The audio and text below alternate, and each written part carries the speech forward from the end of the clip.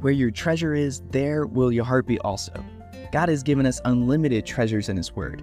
Every time we open it, we can discover a new treasure or admire an old one. What will we find today? Here's Carla Early with Treasure Hunt in the Word. You'd think when two children have the same parents in the same environment, they'd be pretty similar. But if you've ever had more than one child, you would laugh at that statement. Every child is different in attitudes, thoughts, and behavior. Parents can do a lot to shape their children's character, but to some extent they come the way they are, even identical twins. But there was nothing identical about the twins Rebekah had in Genesis 25. The brothers couldn't have been more different from the beginning. Esau won the fight to come out first, all hairy and red, but Jacob followed, holding on to his brother's heel. Esau became an outdoorsman, a hunter.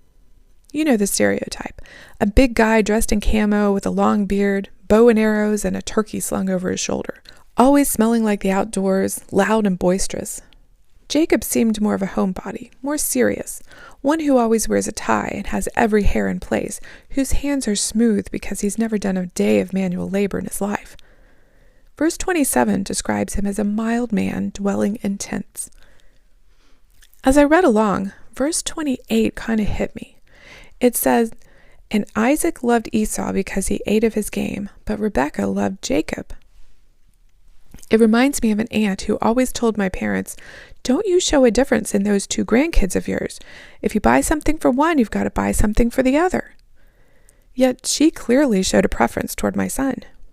Now, I don't believe in buying something for one just because the other got something, or even making sure all their presents come out equal at Christmas time.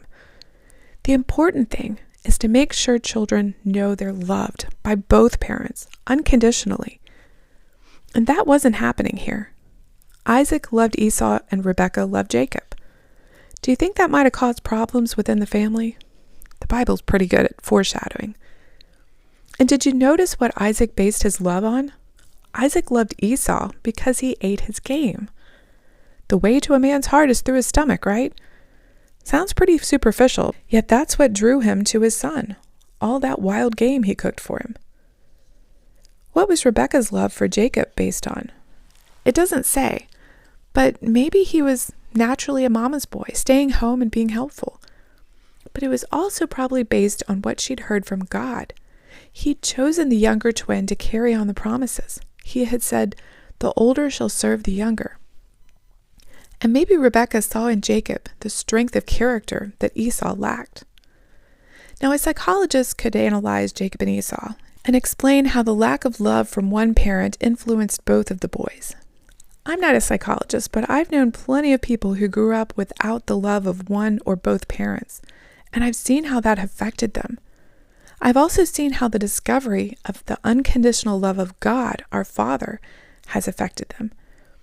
As His children, we could know with complete assurance that we're loved and accepted. Have you ever stopped to think about how much and how deeply your Father God loves you? Who do you know who needs to know about His love for them today? You can contact us at treasurehuntintheword@gmail.com. We'd love to hear the treasures God has given you through His Word.